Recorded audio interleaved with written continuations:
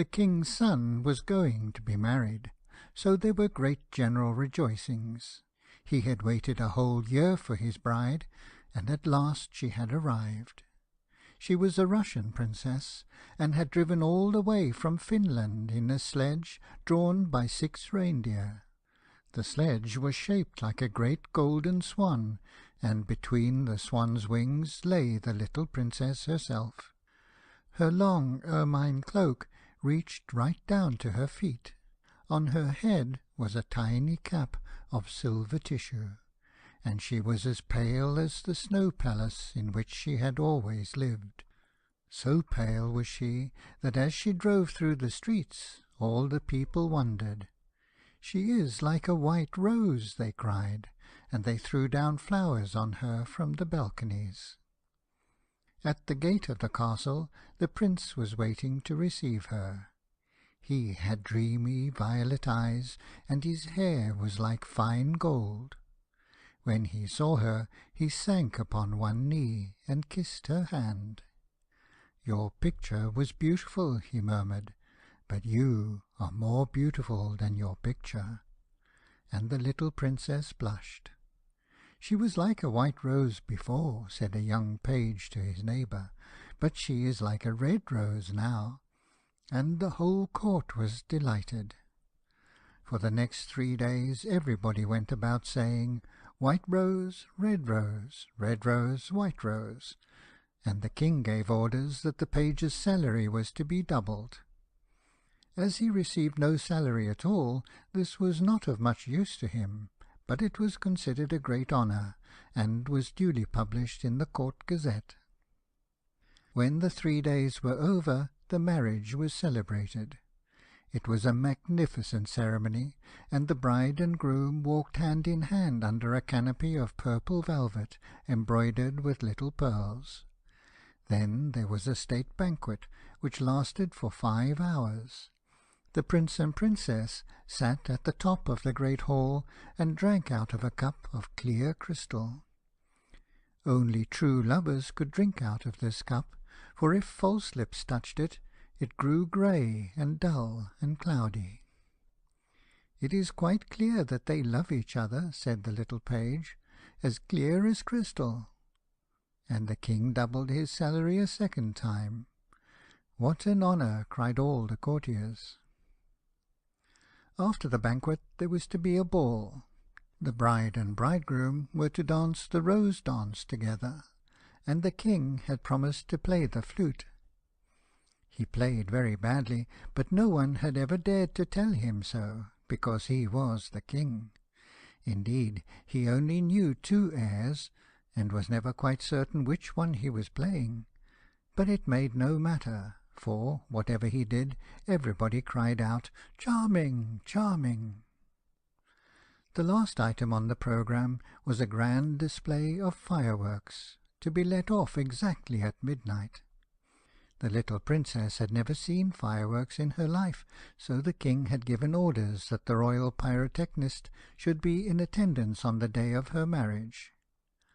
"What are fireworks like?" she had asked the prince one morning as she was walking on the terrace. "They are like the aurora borealis," said the king, who always answered questions that were addressed to other people, "only much more natural. I prefer them to stars myself, as you always know when they are going to appear, and they are as delightful as my own flute playing. You must certainly see them." So, at the end of the king's garden, a great stand had been set up, and as soon as the royal pyrotechnist had put everything in its proper place, the fireworks began to talk to each other. "The world is certainly very beautiful," cried a little squib. "Just look at those yellow tulips. Why, if they were real crackers, they could not be lovelier. I am very glad I have travelled. Travel improves the mind wonderfully, and does away with all one's prejudices." "The king's garden is not the world, you foolish squib," said a big Roman candle. "The world is an enormous place, and it would take you 3 days to see it thoroughly." "Any place you love is the world to you," exclaimed a pensive Catherine Wheel, who had been attached to an old deal box in early life, and prided herself on her broken heart. "But love is not fashionable any more. The poets have killed it. They wrote so much about it that nobody believed them, and I am not surprised. True love suffers and is silent. I remember myself once, but it is no matter now. Romance is a thing of the past." "Nonsense," said the Roman Candle. "Romance never dies. It is like the moon, and lives forever. The bride and bridegroom, for instance, love each other very dearly. I heard all about them this morning from a brown paper cartridge who happened to be staying in the same drawer as myself, and knew the latest court news." But the Catherine Wheel shook her head. "Romance is dead. Romance is dead. Romance is dead," she murmured. She was one of those people who think that if you say the same thing over and over a great many times, it becomes true in the end. Suddenly a sharp, dry cough was heard, and they all looked round. It came from a tall, supercilious-looking rocket, who was tied to the end of a long stick. He always coughed before he made any observation, so as to attract attention. "Ahem, ahem," he said, and everybody listened except the poor Catherine Wheel, who was still shaking her head and murmuring, "Romance is dead." "Order, order!" cried out a cracker. He was something of a politician, and had always taken a prominent part in the local elections, so he knew the proper parliamentary expressions to use. "Quite dead," whispered the Catherine Wheel, and she went off to sleep. As soon as there was perfect silence, the rocket coughed a third time, and began. He spoke with a very slow, distinct voice, as if he was dictating his memoirs, and always looked over the shoulder of the person to whom he was talking. In fact, he had a most distinguished manner. "How fortunate it is for the king's son," he remarked, "that he is to be married on the very day on which I am to be let off. Really, if it had been arranged beforehand, it could not have turned out better for him, but princes are always lucky." "Dear me," said the little squib, "I thought it was quite the other way, and that we were to be let off in the prince's honour." "It may be so with you," he answered. "Indeed, I have no doubt that it is, but with me it is different. I am a very remarkable rocket, and come of remarkable parents. My mother was the most celebrated Catherine Wheel of her day, and was renowned for her graceful dancing. When she made her great public appearance, she spun round 19 times before she went out, and each time that she did so, she threw into the air 7 pink stars. She was 3 feet and a half in diameter, and made of the very best gunpowder. My father was a rocket like myself, and of French extraction. He flew so high that the people were afraid that he would never come down again. He did, though, for he was of a kindly disposition, and he made a most brilliant descent in a shower of golden rain. The newspapers wrote about his performance in very flattering terms. Indeed, the Court Gazette called him a triumph of pyrotechnic art. Pyrotechnic, you mean," said a Bengal light. "I know it is pyrotechnic, for I saw it written on my own canister." "Well, I said pyrotechnic," answered the rocket in a severe tone of voice, and the Bengal light felt so crushed that he began at once to bully the little squibs in order to show that he was still a person of some importance. "I was saying," continued the rocket, "I was saying—" "What was I saying?" "You were talking about yourself," replied the Roman Candle. "Of course. I knew I was discussing some interesting subject when I was so rudely interrupted. I hate rudeness and bad manners of every kind, for I am extremely sensitive. No one in the whole world is so sensitive as I am quite sure of that." "What is a sensitive person?" said the Cracker to the Roman Candle. "A person who, because he has corns himself, always treads on other people's toes," answered the Roman Candle in a low whisper, and the Cracker nearly exploded with laughter. "Pray, what are you laughing at?" inquired the Rocket. "I am not laughing." "I am laughing because I am happy," replied the Cracker. "That is a very selfish reason," said the Rocket angrily. "What right have you to be happy? You should be thinking about others. In fact, you should be thinking about me. I am always thinking about myself, and I expect everybody else to do the same. That is what is called sympathy. It is a beautiful virtue, and I possess it in a high degree. Suppose, for instance, anything happened to me tonight. What a misfortune that would be for everyone. The Prince and Princess would never be happy again. Their whole married life would be spoiled. And as for the King, I know he would not get over it. Really, when I begin to reflect on the importance of my position, I am almost moved to tears." "If you want to give pleasure to others," cried the Roman Candle, "you had better keep yourself dry." "Certainly," exclaimed the Bengal Light, who was now in better spirits. "That is only common sense."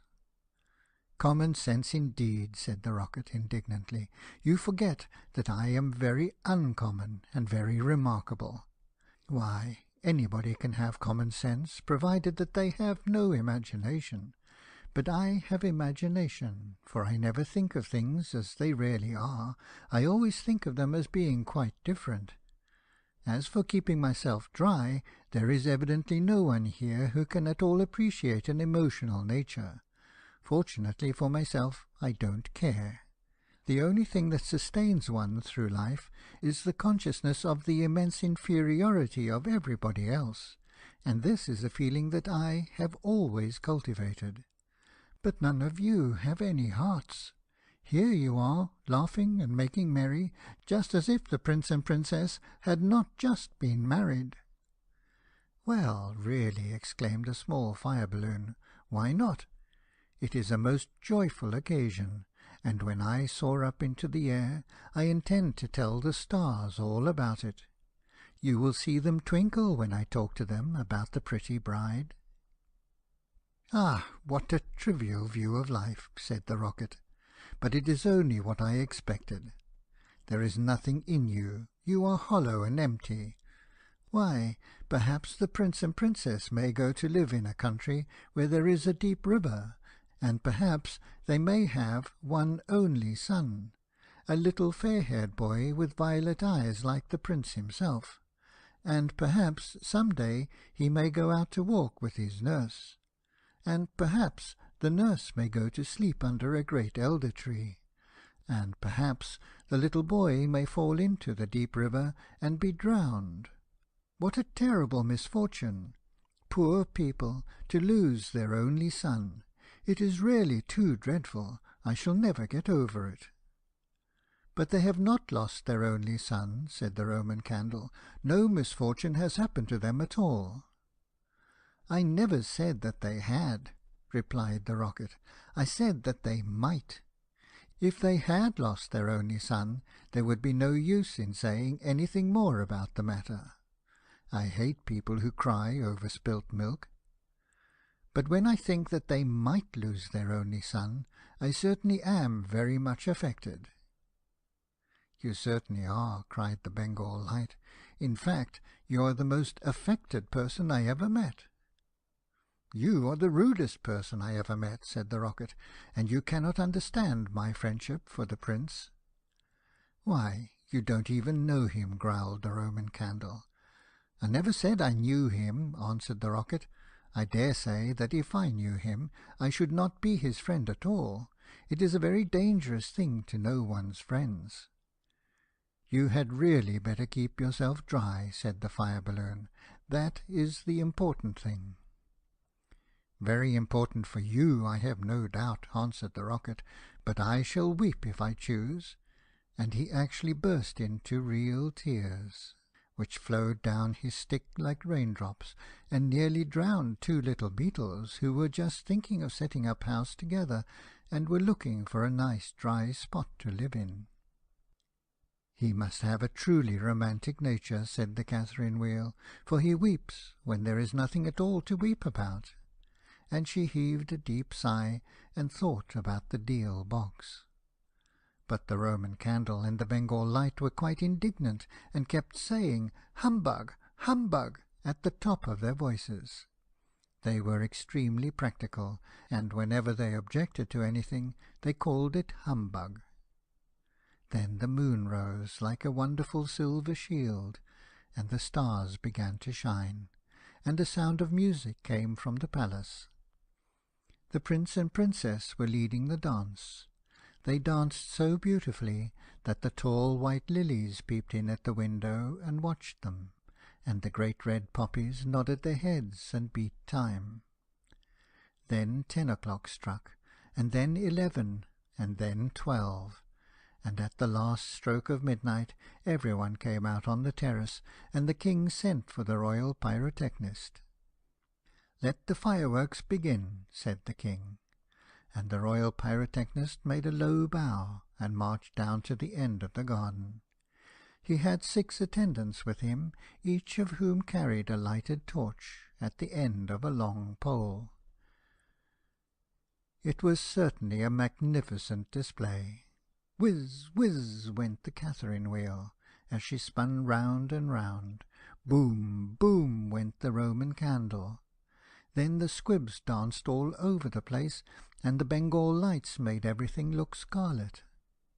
"Goodbye," cried the fire balloon, as he soared away, dropping tiny blue sparks.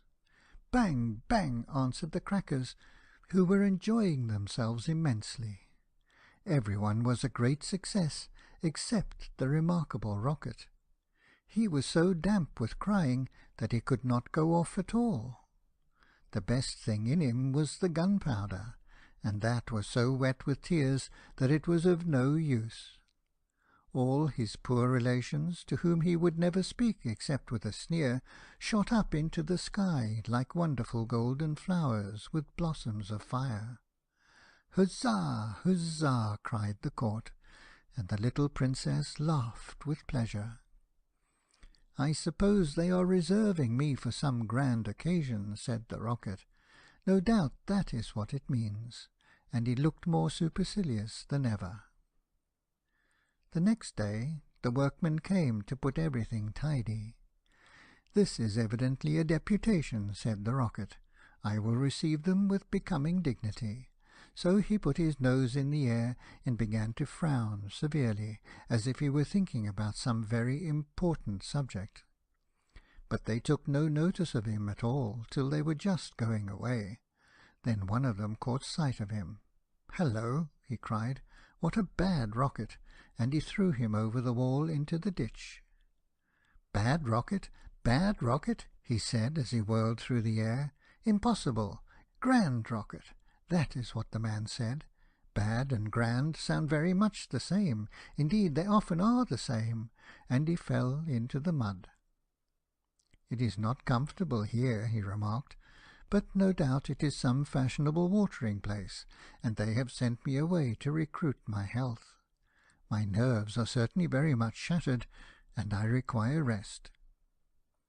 Then a little frog, with bright jewelled eyes and a green mottled coat, swam up to him. "A new arrival, I see," said the frog. "Well, after all, there is nothing like mud. Give me rainy weather and a ditch, and I am quite happy. Do you think it will be a wet afternoon? I'm sure I hope so, but the sky is quite blue and cloudless. What a pity." "Ahem, ahem," said the Rocket, and he began to cough. "What a delightful voice you have," cried the frog. "Really, it is quite like a croak, and croaking is of course the most musical sound in the world. You will hear our glee club this evening. We sit in the old duck pond close by the farmer's house, and as soon as the moon rises we begin. It is so entrancing that everybody lies awake to listen to us. In fact, it was only yesterday that I heard the farmer's wife say to her mother that she could not get a wink of sleep at night on account of us. It is most gratifying to find oneself so popular." "Ahem, ahem," said the Rocket angrily. He was very much annoyed that he could not get a word in. "A delightful voice, certainly," continued the Frog. "I hope you will come over to the duck pond. I am off to look for my daughters. I have 6 beautiful daughters, and I am so afraid the pike may meet them. He is a perfect monster, and would have no hesitation in breakfasting off them. Well, good-bye. I have enjoyed our conversation very much, I assure you." "Conversation indeed," said the Rocket. "You have talked the whole time yourself. That is not conversation." "Somebody must listen," answered the Frog, "and I like to do all the talking myself. It saves time and prevents arguments." "But I like arguments," said the Rocket. "I hope not," said the Frog complacently. "Arguments are extremely vulgar, for everybody in good society holds exactly the same opinions. Good-bye a second time. I see my daughters in the distance." And the little Frog swam away. "You are a very irritating person," said the Rocket, "and very ill-bred. I hate people who talk about themselves, as you do, when one wants to talk about oneself, as I do. It is what I call selfishness, and selfishness is a most detestable thing, especially to anyone of my temperament, for I am well known for my sympathetic nature. In fact, you should take example by me. You could not possibly have a better model. Now that you have the chance, you had better avail yourself of it, for I am going back to court almost immediately. I am a great favourite at court. In fact, the Prince and Princess were married yesterday in my honour. Of course you know nothing of these matters, for you are a provincial." "There is no good talking to him," said a dragonfly, who was sitting on top of a large brown bulrush. "No good at all, for he has gone away." "Well, that is his loss, not mine," answered the Rocket. "I am not going to stop talking to him merely because he pays no attention. I like hearing myself talk. It is one of my greatest pleasures. I often have long conversations all by myself, and I am so clever that sometimes I don't understand a single word of what I am saying." "Then you should certainly lecture on philosophy," said the dragonfly, and he spread a pair of lovely gauzy wings and soared away into the sky. "How very silly of him not to stay here," said the Rocket. "I am sure that he has not often got such a chance of improving his mind. However, I don't care a bit. Genius, like mine, is sure to be appreciated some day." And he sank down a little deeper into the mud. After some time, a large white duck swam up to him. She had yellow legs and webbed feet, and was considered a great beauty on account of her waddle. "Quack, quack, quack," she said. "What a curious shape you are! May I ask, were you born like that, or is it the result of an accident?" "It is quite evident that you have always lived in the country," answered the Rocket. "Otherwise you would know who I am. However, I excuse your ignorance. It would be unfair to expect other people to be as remarkable as oneself. You will no doubt be surprised to hear that I can fly up into the sky and come down in a shower of golden rain." "I don't think much of that," said the Duck, "as I cannot see what use it is to any one. Now, if you could plough the fields like the ox, or draw a cart like the horse, or look after the sheep like the collie-dog, that would be something." "My good creature," cried the Rocket, in a very haughty tone of voice, "I see that you belong to the lower orders. A person of my position is never useful. We have certain accomplishments, and that is more than sufficient. I have no sympathy myself with industry of any kind, least of all with such industries as you seem to recommend. Indeed, I have always been of opinion that hard work is simply the refuge of people who have nothing whatever to do." "Well, well," said the Duck, who was of a very peaceable disposition, and never quarrelled with any one. Everybody has different tastes. I hope, at any rate, that you are going to take up your residence here." "Oh, dear, no," cried the Rocket. "I am merely a visitor, a distinguished visitor. The fact is that I find this place rather tedious. There is neither society here nor solitude. In fact, it is essentially suburban. I shall probably go back to court, for I know that I am destined to make a sensation in the world." "I had thoughts of entering public life once myself," remarked the Duck. "There are so many things that need reforming. Indeed, I took the chair at a meeting some time ago, and we passed resolutions condemning everything that we did not like. However, they did not seem to have much effect. Now I go in for domesticity, and look after my family."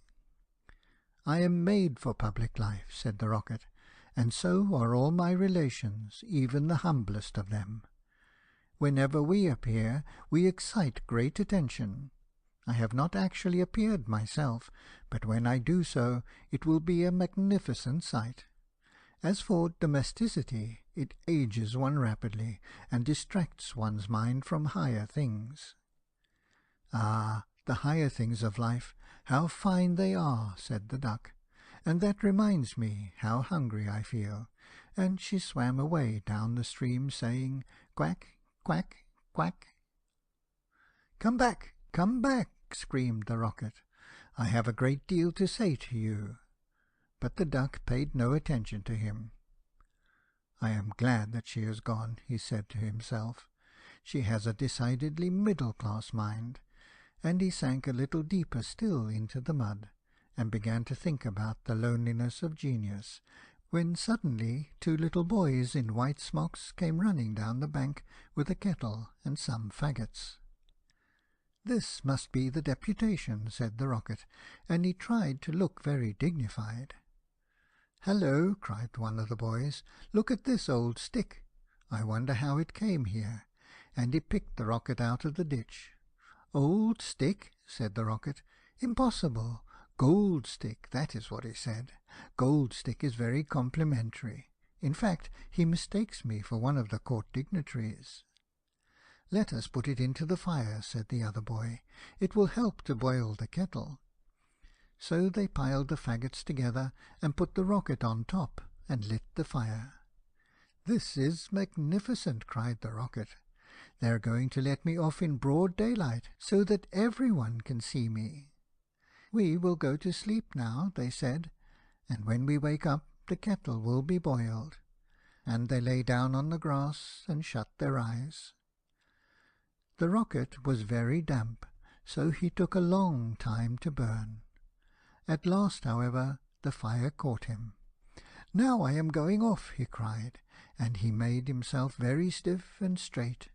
"I know I shall go much higher than the stars, much higher than the moon, much higher than the sun. In fact, I shall go so high that—" Fizz, fizz, fizz, and he went straight up into the air. "Delightful," he cried. "I shall go on like this for ever. What a success I am!" But nobody saw him. Then he began to feel a curious tingling sensation all over him. "Now I am going to explode," he cried. "I shall set the whole world on fire, and make such a noise that nobody will talk about anything else for a whole year." And he certainly did explode. Bang, bang, bang went the gunpowder. There was no doubt about it. But nobody heard him, not even the 2 little boys, for they were sound asleep. Then all that was left of him was the stick, and this fell down on the back of a goose who was taking a walk by the side of the ditch. "Good heavens!" cried the goose, "it is going to rain sticks!" and she rushed into the water. "I knew I should create a great sensation," gasped the Rocket, and he went out. Were to dance the rose dance together, and the king had promised to play the flute. He played very badly, but no one had ever dared to tell him so, because he was the king. Indeed, he only knew 2 airs, and was never quite certain which one he was playing. But it made no matter, for, whatever he did, everybody cried out, "Charming! Charming!" The last item on the programme was a grand display of fireworks, to be let off exactly at midnight. The little princess had never seen fireworks in her life, so the king had given orders that the royal pyrotechnist should be in attendance on the day of her marriage. "What are fireworks like?" she had asked the prince one morning as she was walking on the terrace. "They are like the aurora borealis," said the king, who always answered questions that were addressed to great honour, and was duly published in the Court Gazette. When the 3 days were over, the marriage was celebrated. It was a magnificent ceremony, and the bride and groom walked hand in hand under a canopy of purple velvet, embroidered with little pearls.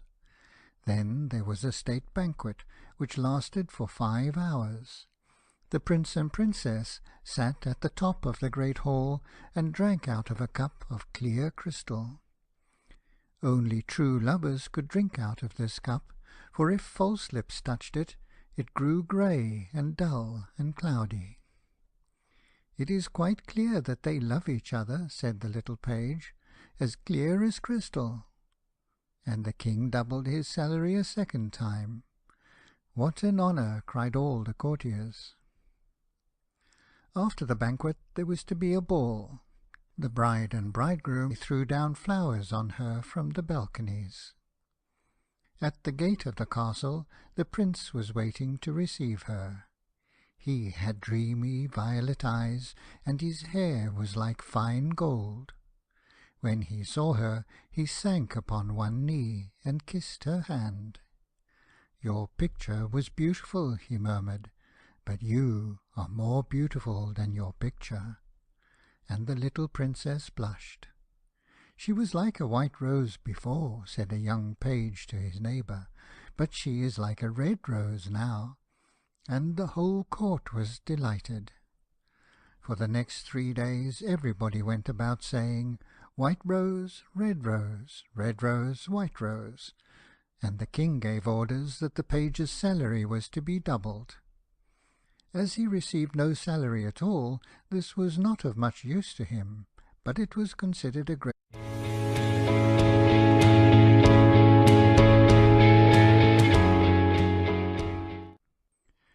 The king's son was going to be married, so there were great general rejoicings. He had waited a whole year for his bride, and at last she had arrived. She was a Russian princess, and had driven all the way from Finland in a sledge drawn by 6 reindeer. The sledge was shaped like a great golden swan, and between the swan's wings lay the little princess herself. Her long ermine cloak reached right down to her feet. On her head was a tiny cap of silver tissue, and she was as pale as the snow palace in which she had always lived. So pale was she that as she drove through the streets all the people wondered. "She is like a white rose," they cried, and they to other people, "only much more natural. I prefer them to stars myself, as you always know when they are going to appear, and they are as delightful as my own flute playing. You must certainly see them." So, at the end of the king's garden, a great stand had been set up, and as soon as the royal pyrotechnist had put everything in its proper place, the fireworks began to talk to each other. "The world is certainly very beautiful," cried a little squib. "Just look at those yellow tulips. Why, if they were real crackers, they could not be lovelier. I'm very glad I have travelled. Travel improves the mind wonderfully, and does away with all one's prejudices." "The king's garden is not the world, you foolish squib," said a big Roman candle. "The world is an enormous place, and it would take you